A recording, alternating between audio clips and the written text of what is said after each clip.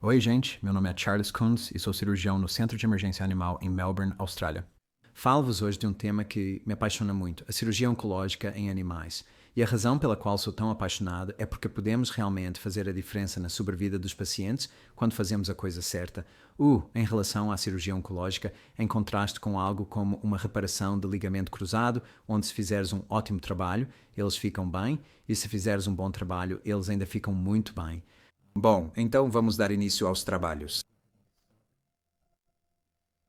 Então quero que reflitam sobre estas afirmações que vou ler agora e pensem se alguma vez se viram a dizer isto ou se ouviram alguém mais a dizê-lo na vossa prática profissional. Eu teria removido mais, mas tive receio de não conseguir fechar a incisão. Consegui retirar o máximo que me foi possível. Pensei que se tratava de um lipoma. Obtivemos margens sujas. Esperemos que não volte a crescer. E já me deparei a dizer todas estas coisas na minha prática profissional, em vários momentos da minha carreira. Ou quando me vejo a dizer algo assim, deveria ser um indicador para mim de que não fiz a coisa certa pelo paciente, como em eu poderia ter feito algo melhor. E então daqui para frente, se você se encontrar dizendo alguma dessas coisas, pense para si mesmo que talvez você pudesse ter feito algo melhor. Vou dar-vos um guia de 10 passos sobre como gerir pacientes com cancro na vossa prática e espero que isso vos dê alguma perspectiva sobre como evitar dizer certas coisas quando estiverem a acompanhar os vossos pacientes. Então, com relação às definições, eu uso as definições de recorrência e metástase, talvez um pouco diferente de alguns lugares que você verá na literatura. Recorrência implica outro tumor do mesmo tipo voltando no mesmo local, o que implica que você deixou células cancerosas para trás. Metástase, por outro lado, é outro tumor do mesmo tipo em outro local que resultou da disseminação sistêmica e isso requer invasão nos vasos sanguíneos ou linfáticos dentro do tumor, movendo-se pelo corpo para outro lugar, penetrando a membrana basal, estabelecendo-se ou criando um novo local para essas células crescerem e então desenvolvendo um novo suprimento sanguíneo. E assim, observe que todos esses mecanismos de metástase, ou os pontos de tudo que precisa acontecer para que a metástase se estabeleça, são oportunidades para restringir ou para reduzir a probabilidade de metástase em nossos pacientes. Então, os 10 passos que eu sempre considero ao lidar com pacientes com câncer são os seguintes, e entrarei em cada um deles com muito mais detalhes. Então, o mais importante será ter uma discussão informada e consentimento com os tutores em cada etapa do processo. E eu acredito que precisamos ser muito, muito cuidadosos ao dar aos tutores todas as informações de que precisam para que possam tomar uma boa decisão em relação aos seus animais de estimação, com dados sólidos e baseados em evidências, em vez de apenas nossa impressão ou nossa opinião pessoal sobre como as coisas podem ou não se desenvolver. Também importante é a nossa biópsia. Uma vez que descobrimos com o que estamos lidando, fazemos uma revisão da literatura. Bem, então, uma vez que fizermos a nossa revisão da literatura, nós vamos estadiar o paciente para nos certificarmos de onde mais no corpo do animal o câncer pode estar presente. Mais uma vez, teremos uma nova discussão informada e o consentimento com os proprietários do animal. Nós vamos considerar a realização de uma cirurgia apropriada, se essa cirurgia tiver alguma chance de ser realmente curativa. Vamos marcar e avaliar as margens cirúrgicas. Assim que recebermos as margens do patologista, teremos outra conversa com os proprietários sobre o que alcançamos com a cirurgia e então falaremos sobre tratamento adicional se as margens estiverem comprometidas e, potencialmente, quimioterapia, se for apropriado. Então, vamos começar com um Bull Mastiff de 5 anos, um macho castrado, que apresenta uma massa sobre o cotovelo esquerdo, que tem aumentado progressivamente nos últimos 3 meses, e esta é uma apresentação muito comum na minha prática. Eu vejo coisas assim com muita frequência. Muito bem, então a primeira coisa que vamos fazer é ter uma discussão informada com o proprietário, e isto é na sala de consulta. Sobre o que vamos falar quando estivermos lá dentro. Então a primeira coisa que vamos discutir é quais são os possíveis diagnósticos para este tumor. E a segunda coisa sobre a qual sempre recebo perguntas durante esta palestra e outras discussões com veterinários é: fazemos uma biópsia incisional primeiro? E a minha opinião é que sempre queremos fazer uma biópsia incisional se ela for mudar as recomendações de tratamento ou a extensão do tratamento que faremos, ou se for mudar a disposição do proprietário para tratar o paciente. E um exemplo muito bom disso seria se você tivesse uma massa na cavidade oral de um cão. Massas na cavidade oral de cães podem ser geralmente uma de 5 coisas, e essas coisas seriam fibrosarcoma, osteosarcoma, meloblastoma acantomatoso, melanoma ou carcinoma de células escamosas. E, assim, esses tumores têm prognósticos muito, muito diferentes e também diferentes oportunidades de tratamento. E, assim, eu acredito que para tumores orais, você realmente, a menos que esteja disposto a fazer uma cirurgia que será curativa, independentemente do que seja, você realmente precisa fazer uma biópsia primeiro. E, sabe, um proprietário pode estar muito disposto a tratar um Epolis acantomatoso ou um ameloblastoma, porque temos uma boa chance de cura, mas talvez não estejam dispostos a tratar um melanoma que tem uma chance de cura relativamente baixa, ou mesmo um fibrosarcoma, que é muito, muito difícil de ressecar. Então, novamente, queremos fazer biópsia antes de tratar se isso vai alterar o tratamento ou prolongar o tratamento, ou se vai mudar a disposição do proprietário em relação ao tratamento, certo? Então, se você não estiver realizando uma biópsia pré-operatória, precisamos responder a estas perguntas a nós mesmos. Em primeiro lugar, qual é absolutamente o pior tipo de tumor que isso poderia ser? Número 2, estou disposto a administrar um tratamento cirúrgico que resultará numa cura local e os proprietários estão dispostos a tratar aquele tumor no pior cenário? Por exemplo, se este tumor no cotovelo, se fosse um sarcoma de células sinoviais que tem 40% de chance de metástase e exige uma amputação, os donos estariam dispostos a fazer uma amputação para esse paciente, em primeiro lugar. E, em segundo lugar, reconhecendo que há 40% de chance de metástase secundária, há outras coisas que gostaríamos de fazer antes de submeter esse paciente a uma amputação, como fazer radiografias torácicas e coisas do tipo. Então, novamente, se você está pensando em realizar um tratamento definitivo sem uma biópsia pré-operatória, certifique-se de considerar qual seria o pior cenário possível. Os proprietários estão dispostos a tratar esse pior cenário em primeiro lugar. E em segundo lugar, o tratamento que você vai oferecer é apropriado para esse pior cenário? Então, nas palavras de Yoda do Star Wars, nomeado deve ser o teu medo, antes que possas bani-lo. Certo, o próximo passo será uma biópsia. E por biópsia quer dizer uma citologia ou uma biópsia incisional. E eu só quero esclarecer se todos compreendem a diferença entre uma biópsia incisional e uma excisional. Com uma biópsia incisional, descobrimos o que estamos tratando antes de o tratarmos, e com uma biópsia excisional, removemos-lo, enviamos para análise e só depois descobrimos o que era depois de termos feito cirurgia. E geralmente biópsias incisionais são uma ideia melhor.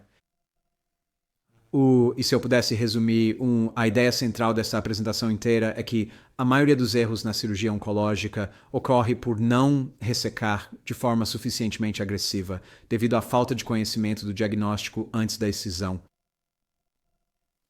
Então, a citologia é algo que podemos fazer em praticamente todos os casos, a menos que potencialmente seja um tumor intraabdominal que esteja bem junto à veia cava ou à aorta ou algo assim. Mas na maioria dos casos podemos fazer citologia. Às vezes fornece informações muito boas e é sempre um primeiro passo razoável. Aqui na clínica, geralmente consigo diagnosticar um lipoma, um tumor de mastócitos e às vezes um sarcoma de tecidos moles.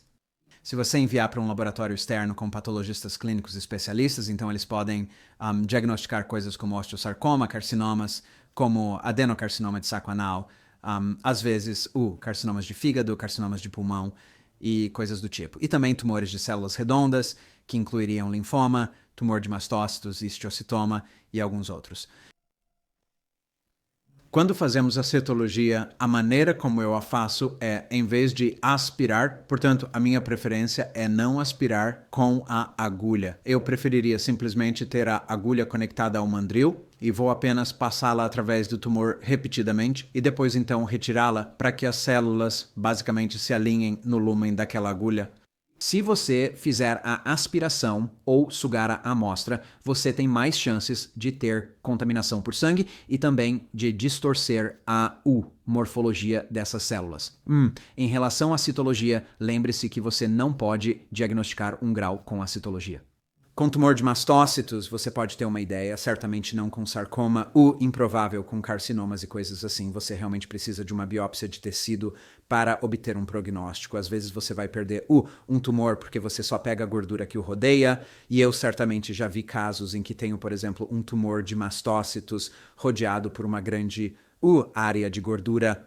Você aspira o tumor e tudo que você obtém é apenas aquela gordura circundante. E note também que alguns tumores não esfoliam bem. Um exemplo disso seria sarcomas de tecidos moles. Certo, então este é um caso interessante. Um cão chega à clínica com uma coxa grande e inchada, e já vi isso várias vezes antes. Ele não manca, ele não sente dor, ele não manca, e você simplesmente tem essa grande massa crescendo na coxa do cão. E muitas pessoas assumiriam que seria necessário amputar para remover isso. Bem, o que você quer fazer em vez de amputar é tirar uma radiografia, e você pode ver na radiografia este glóbulo de gordura que está no meio da perna, e ele geralmente aparece entre o semitendinoso e o semimembranoso, ou o semimembranoso e o músculo bíceps. E então você faz uma aspiração, você obtém células de gordura, e então quando você faz uma incisão na parte de trás da perna, você apenas, de novo, corta a parte de trás da perna e de repente você encontra essa grande bola de gordura. Apenas certifique-se de que assim que você fizer aquela incisão na pele, você guarde todos os seus instrumentos afiados, porque o nervo ciático pode estar bem no meio dessa gordura. Ok, então você vai querer afastar suas Metz and Bounds e tudo mais, e então tentar, de forma digital, remover essa massa. Este é um exemplo de um tumor de mastócitos. Então, a maioria de nós pode diagnosticar tumores de mastócitos por citologia interna. Então, estamos procurando por aqueles grânulos basofílicos e um núcleo proeminente. Às vezes é possível observar nucleolos, também, e em seguida, nos sarcomas de tecidos moles, o que iremos encontrar são estas células fusiformes. Então, células fusiformes com um núcleo proeminente e muitas vezes também um nucleolo, certo? Se formos fazer uma biópsia incisional, que é sempre a nossa preferência em vez de uma excisional, queremos garantir que planejamos a cirurgia final e colocamos a incisão da biópsia para que possa ser facilmente removida com essa cirurgia final, porque a última coisa que queremos fazer é uma incisão no tumor, que depois não será fácil de remover quando for extraído o tumor mais tarde e pode ter que recorrer a uma amputação ou algo assim se fizer a incisão no lugar errado. This sounds like a natural Portuguese sentence. Não será fácil de remover quando for extraído o tumor mais tarde e pode ter que recorrer a uma amputação ou algo assim se fizer a incisão no lugar errado. Geralmente queremos seguir paralelamente as linhas de tensão, e é uma boa ideia coletar o centro do tumor e o tecido juncional como uma prática segura, porque isso nos dará mais informações sobre o comportamento do tumor, o quão invasivo ele é, quanta necrose temos e coisas desse tipo, certo? Se estamos fazendo uma biópsia excisional, estamos tratando o paciente com base num palpite. E algumas pessoas são boas em adivinhar e outras não são tão boas. Mas geralmente é uma má ideia, certo? E quanto a colocar drenos? Veterinários colocam drenos em excesso. Eu quase eliminei drenos da minha prática completamente. Eu preferiria muito mais usar eletrocautério para reduzir o sangramento e então apenas fechar o espaço morto. Não consigo me lembrar da última vez que pus um dreno. Talvez alguns meses atrás, mas na verdade é algo muito raro. Eu talvez coloque apenas 2 ou 3 drenos por ano. E lembre-se que, se você for inserir um dreno de Penrose é, de certa forma, um dos piores tipos de drenos que se pode colocar, porque, em primeiro lugar, eles não são particularmente eficazes. Em segundo lugar, bactérias podem subir pelo dreno com a mesma facilidade com que a drenagem pode sair. Então há uma maior probabilidade de você ser infectado. E foi demonstrado definitivamente que os drenos aumentam o risco de infecção em cirurgias e não os usam em humanos ou os usam muito pouco em cirurgias humanas. Então, acho que deveríamos basicamente tentar eliminar os drenos de nossas práticas. Certo, quando fazemos uma biópsia, queremos seguir alguns princípios. O primeiro é que queremos fornecer ao patologista um histórico bem detalhado, porque isso vai dar-lhes muito mais informação para que possam fazer uma boa avaliação e uma boa recomendação, ou um bom diagnóstico para o seu paciente. Número 2. Se o diagnóstico não se encaixa no paciente, queremos ligar para o patologista e discutir com ele, porque ter essa relação direta, 1 a 1, com o nosso patologista vai nos proporcionar um serviço muito melhor e vai ajudar a esclarecer algumas coisas quando talvez o diagnóstico for um pouco nebuloso. E se o patologista não quiser falar com você, arranje um novo patologista. Há muitos bons grupos de patologia por aí e você precisa encontrar um onde eles estejam dispostos a falar com você antes e depois do caso para que você possa obter os melhores resultados para seus pacientes. Então, quando recebemos nosso relatório de biópsia, há 4 coisas que queremos responder a nós mesmos. Número 1, é um tumor ou é um processo benigno? Número 2, qual é o diagnóstico histológico? Ou seja, é um tumor de mastócitos ou é um sarcoma de tecidos moles? É um sarcoma de células sinoviais? É um osteosarcoma? Em terceiro lugar, queremos determinar o grau, porque o grau é clinicamente importante na maioria dos tipos de tumor. E, portanto, o grau é certamente preditivo de resultados em tumores de mastócitos, sarcomas de tecidos moles, osteosarcomas, melanomas, carcinomas hepatocelulares, carcinomas pulmonares. Todos esses diferentes tipos de tumor, o grau é importante. E a outra coisa é, se você fez uma incisão na massa, você quer saber quais são as margens, porque as margens ou a completude das margens cirúrgicas são altamente preditivas para recorrência com muitos tipos diferentes de tumor. Então, recebemos o resultado da biópsia deste paciente e deu um sarcoma de tecido mole de grau 2. E repare que tínhamos nos relatórios de biópsia, neurofibrosarcoma, hemangiopericitoma, fibrosarcoma, citoma fibrocístico maligno, mas agora são todos agrupados em sarcomas de tecidos moles, numa única classificação, porque todos se comportam da mesma forma, independentemente do tipo específico de tumor individual, e o comportamento será melhor previsto pelo grau do tumor. Certo. Então, a próxima coisa que queremos fazer, o que fizemos foi a nossa discussão inicial com os proprietários, fizemos uma biópsia, recebemos o resultado da biópsia. A próxima coisa que queremos fazer é uma revisão da literatura para descobrir como isso se comporta. E se você não trata câncer todos os dias, você realmente precisa pesquisar cada vez como esses tumores se comportam. E, então, as diferentes coisas que podemos usar para aumentar a nossa base de conhecimento, em última análise, o que realmente queremos é obter informações que provêm de artigos de periódicos científicos revisados por pares. Esses deveriam ser o nosso principal recurso, mas infelizmente existem milhares de coisas que você teria que acompanhar quando está tentando gerenciar a sua prática clínica.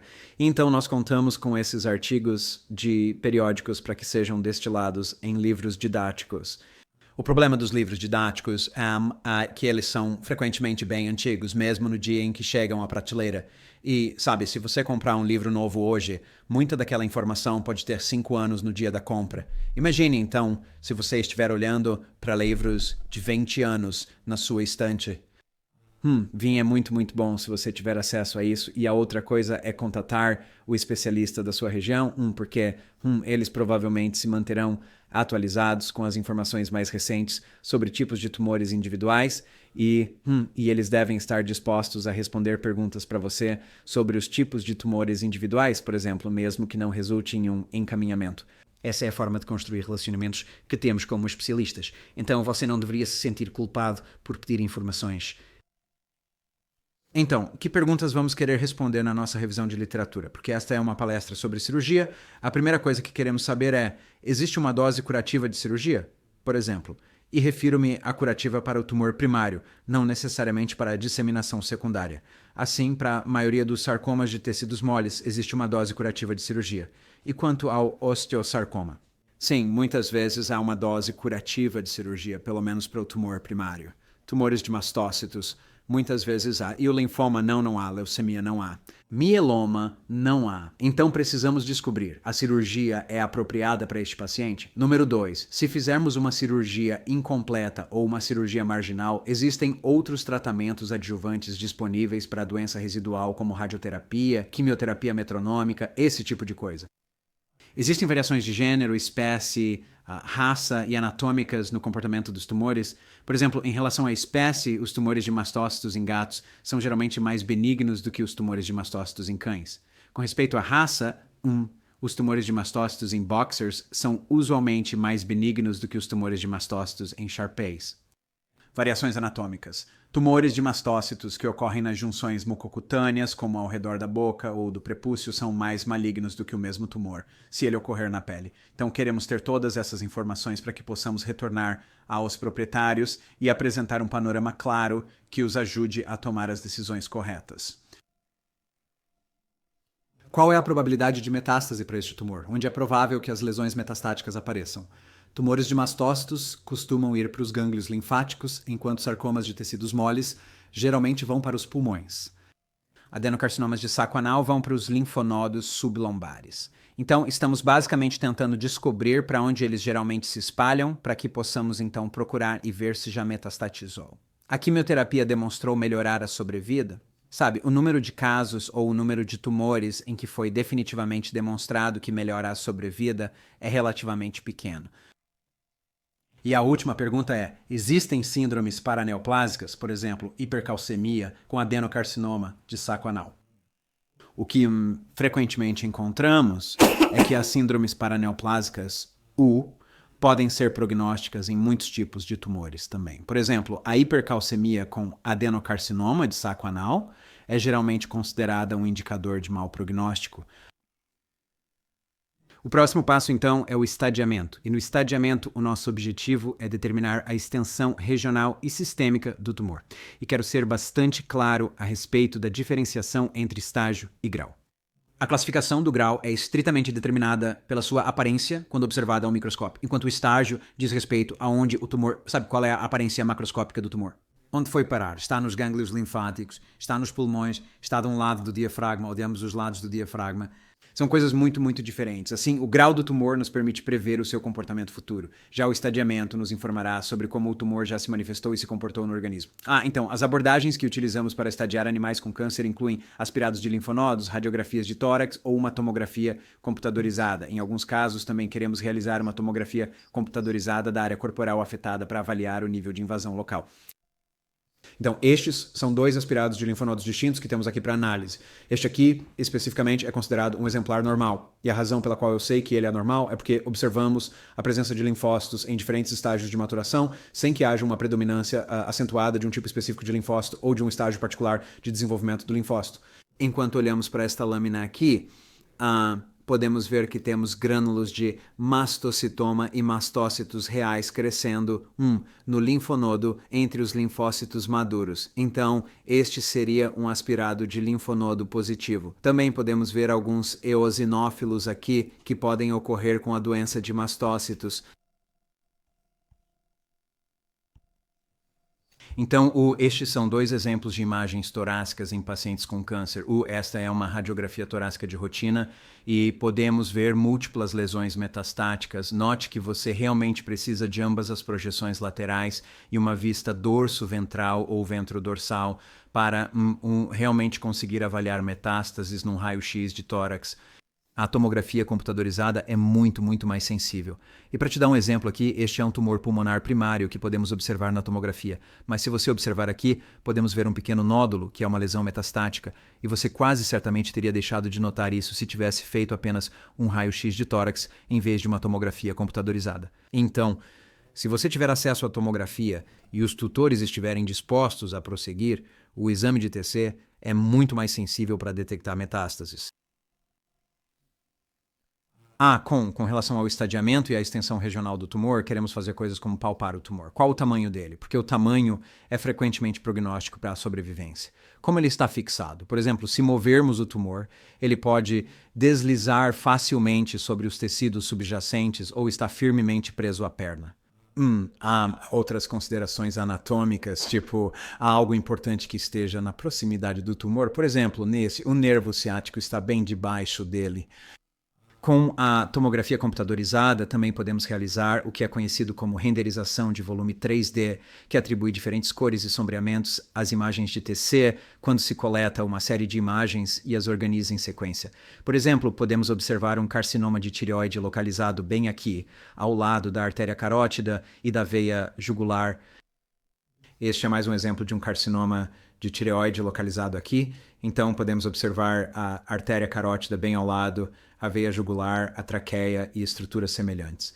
este é um tumor do corpo carotídeo que, com base na sua aparência na tomografia computadorizada, decidi que não era operável.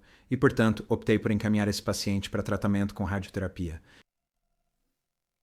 Muito bem, então já fizemos a nossa biópsia, já realizamos uma revisão da literatura, já classificamos o estágio do paciente. Agora precisamos retornar aos proprietários e apresentar-lhes o prognóstico adequado para cada plano de tratamento que estamos propondo. E então, a nossa proposta pode incluir uma cirurgia, pode recomendar radioterapia, pode recomendar exames adicionais e coisas desse tipo. Então, queremos ter essa discussão com os proprietários com base em literatura revisada por pares e informações baseadas em evidências. Então, o que vamos discutir nesse nosso próximo bate-papo? Em primeiro lugar, posso fazer uma cirurgia com intenção curativa? Número 2, posso fazer uma cirurgia curativa sem uma amputação? Ou eu preciso remover a perna? Número 3, outra pessoa pode realizar uma cirurgia com intenção curativa que não seja uma amputação? Ou seja, devemos encaminhar o paciente a um médico especialista? E número 4, se a cirurgia com intenção curativa não puder ser realizada, existe algum tratamento adjuvante que possa reduzir a recorrência? Por exemplo, quimioterapia metronômica ou radioterapia. Agora, quando realizamos cirurgias de câncer, na medicina humana, eles possuem de fato duas equipes distintas, especialmente no caso de tumores maxilofaciais. Eles têm a equipe de ressecção e a função deles é entrar e fazer tudo o que for necessário para a cura completa do paciente com câncer, sem levar muito em consideração a reconstrução, a função, a estética e coisas do gênero. E então a equipe de reconstrução entra e eles juntam tudo de novo. E eles não estão preocupados em se livrar do câncer, eles estão apenas preocupados em obter um resultado funcional e estético. E o problema é que essas duas ideias são diametralmente opostas. A equipe de ressecção está apenas tentando se livrar do câncer e não se preocupa com a estética e a função. A equipe de reconstrução não está preocupada em se livrar do câncer, eles estão apenas preocupados em criar um resultado funcional e estético. E como não temos o luxo disso na medicina veterinária, precisamos dividir nosso cérebro ao meio entre a equipe de ressecção e a equipe de reconstrução. E assim, quando você entra na sala de cirurgia, você precisa pensar, antes de iniciar o procedimento, o que eu terei que remover e depois como vou reconstruir tudo. Mas enquanto você está realizando a operação, você não quer que esses dois aspectos entrem em conflito, porque você acabará, ou é muito provável que obtenha uma ressecção incompleta, se estiver preocupado em como fará o fechamento. Então vamos planejar todas as nossas diferentes opções de fechamento antes de entrarmos na sala de cirurgia. E vamos ressecar amplamente. Mas quando estivermos de fato removendo o tumor, nossa mente tem um único foco. Nosso cérebro só está focado em eliminar aquele câncer.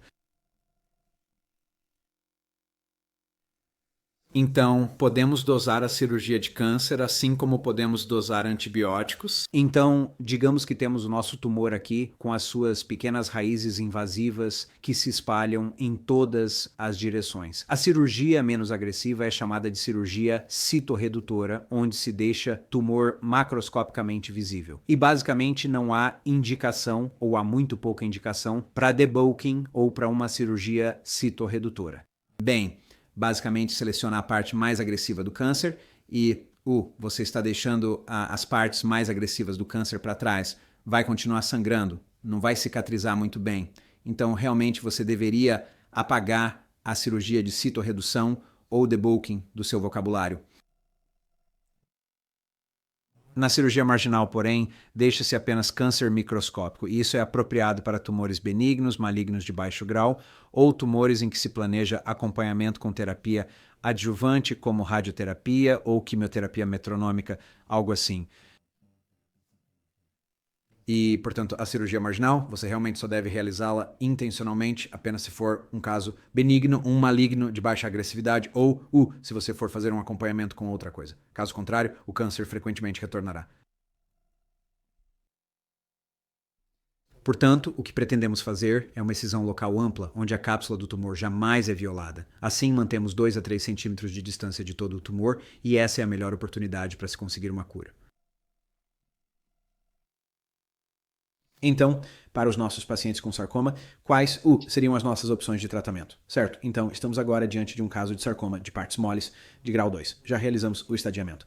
As radiografias do tórax estão limpas. Quais são as nossas opções de tratamento aqui? Então, existe um ditado que diz: bom senso vem da experiência, a experiência vem do mau senso. E eu tenho muita experiência, por isso cometi muitos erros pelo caminho. Espero que vocês não tenham que cometer os mesmos erros que eu. Uma rápida discussão sobre a amputação. A amputação deve sempre ser considerada uma opção. A única vez que eu não pensaria em fazer uma amputação é se eu tivesse um cão com déficits neurológicos significativos antes da cirurgia. Eu já fiz provavelmente 1100 amputações em cães de raças grandes e só tive cerca de 3 cães que não conseguiram andar depois da cirurgia. Está bem? Então, é importante lembrar que mesmo nos cães de grande porte, a amputação deve ser considerada uma opção.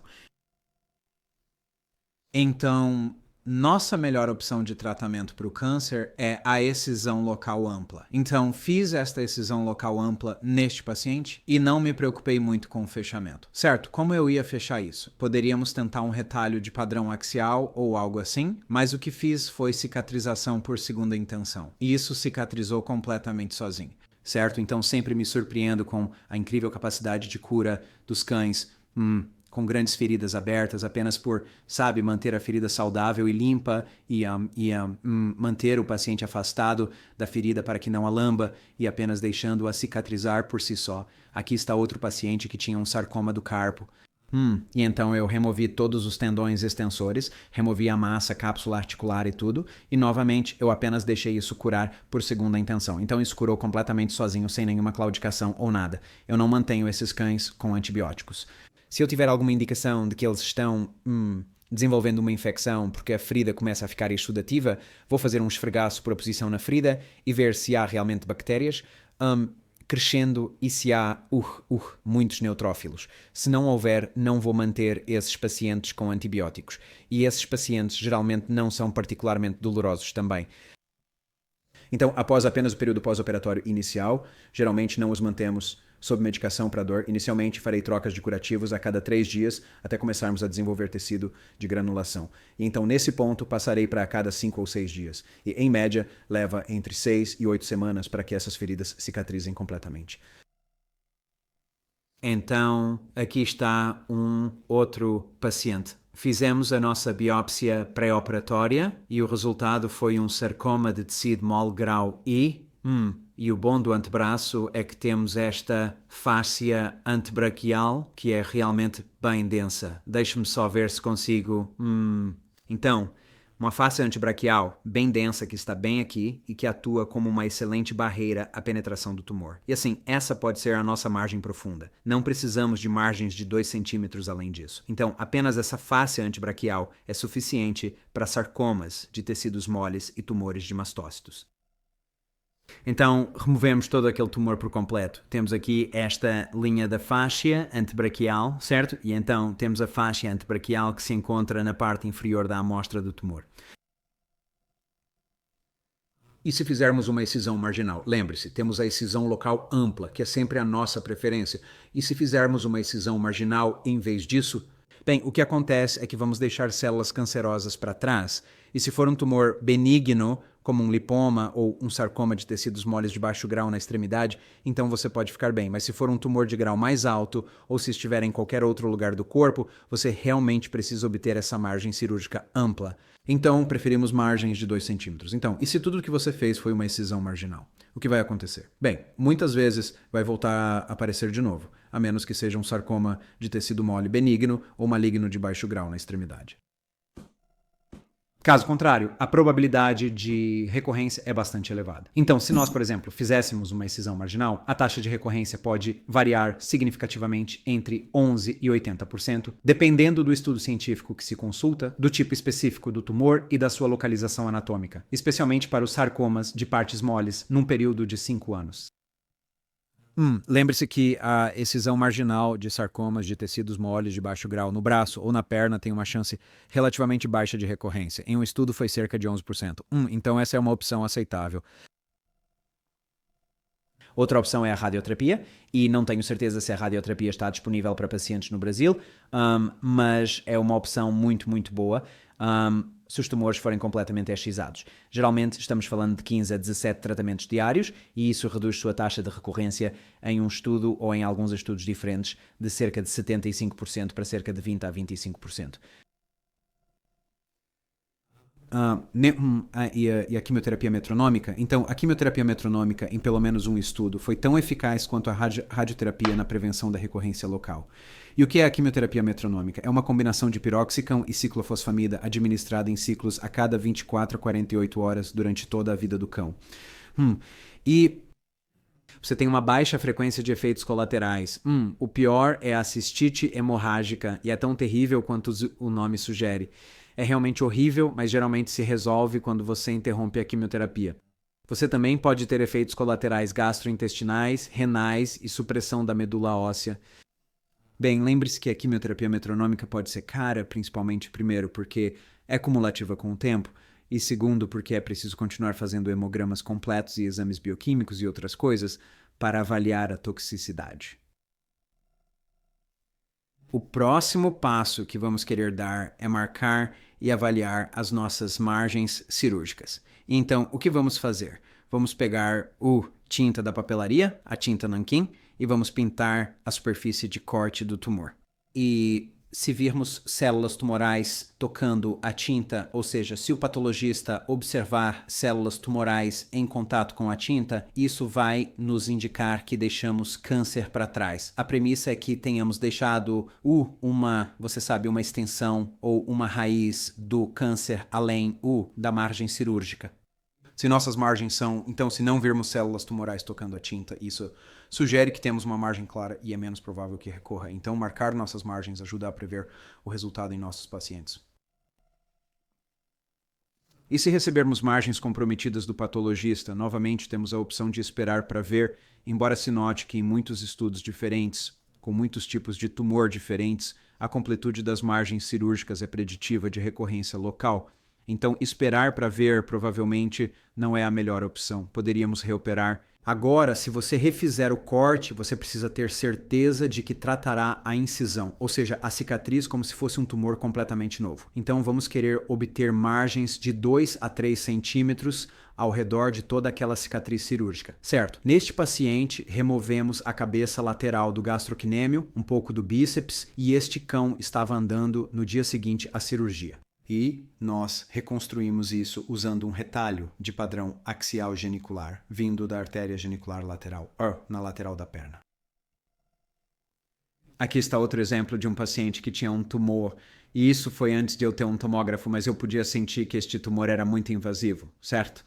Esta foi a cirurgia que eu realizei, e eu senti que precisava atravessar a parede abdominal para obter uma margem limpa. E se você observar a amostra que eu retirei, podemos ver que este é o músculo oblíquo interno do abdômen. E você pode notar que o tumor está localizado bem junto ao peritônio. E, portanto, se eu tivesse removido menos do que isso, eu teria deixado células cancerígenas para trás. E foi assim que ficou quando terminamos de fechar.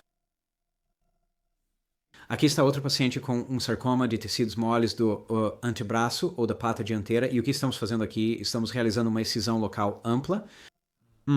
Tive que remover até alguns dos músculos profundos ao tumor por causa da penetração. E eu removi quase que circunferencialmente em volta da perna. Como vou fechar isto? Não vou. Vou deixar que isto cicatrize por segunda intenção.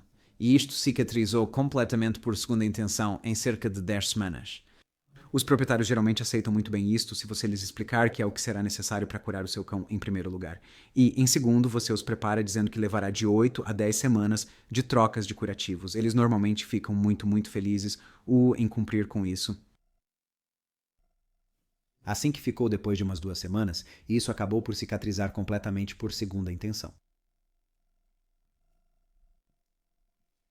A radioterapia, se você tiver margens comprometidas, é outra opção. E a radioterapia é amplamente disponível no ZEUA, minimamente disponível na Austrália. Há apenas 2 clínicas na Austrália que oferecem radioterapia. Não tenho certeza de qual é a situação no Brasil ou se podem usar instalações humanas, mas a radioterapia é uma excelente opção se restarem células cancerosas. Então, há basicamente 4 situações em que o cirurgião reconhece que a excisão completa ou não pode ser alcançada ou não foi alcançada. Esses momentos diferentes são antes da cirurgia, durante a cirurgia, quando os resultados da biópsia chegam e quando o tumor reaparece. E aqui está um paciente que, antes da cirurgia, reconhecemos que não conseguiríamos uma margem completa. Este é um caso durante a cirurgia em que, enquanto corto, percebo que cortei o tumor. Este é um caso em que minhas margens estão incompletas, então podemos ver tinta na margem cirúrgica. E este é um caso em que o tumor voltou a aparecer. A melhor opção, de longe, é fazê-lo antes da cirurgia, está bem? Então, o que queremos é conseguir identificar um paciente em quem não conseguiremos margens completas antes mesmo de entrarmos na sala de cirurgia. Essa é de longe a nossa melhor opção. Certo, então, em resumo, eu sei que esta foi uma análise bastante breve da cirurgia oncológica. Desejamos aplicar os 10 passos em cada paciente para assegurar que absolutamente nada seja esquecido em pacientes com câncer passível de cirurgia. O conhecimento do diagnóstico antes da excisão nos permitirá estadiar o paciente de uma maneira muito mais adequada e também aplicar a dosagem cirúrgica mais apropriada. Queremos assegurar que obtemos o consentimento informado dos proprietários com base na literatura científica, e essa é a base fundamental para um tratamento oncológico verdadeiramente responsável. As opções para a remoção do tumor primário incluem cirurgia marginal seguida de tratamento adjuvante ou excisão local ampla, e essa é a única forma de garantir ou virtualmente garantir um bom resultado a longo prazo. Qualquer outra abordagem e é provável que haja recorrência. Lembre-se que a citorredução não tem absolutamente nenhum lugar no tratamento de pacientes oncológicos adequados. E o melhor momento para desistir é antes de entrar na sala de cirurgia, não durante uma operação, quando você percebe que está completamente acima da sua capacidade. Então, com estas diretrizes gerais que vos dei, espero que consigam gerir melhor os vossos pacientes com cancro no hospital. E é realmente importante que, em cada caso, pensem nesses 10 passos e procurem aplicá-los a cada um dos pacientes que têm cancro para que possam tentar alcançar os melhores resultados possíveis para eles. Muito obrigado por assistir. Espero que tenha sido instrutivo. Podem contactar-me se tiverem dúvidas.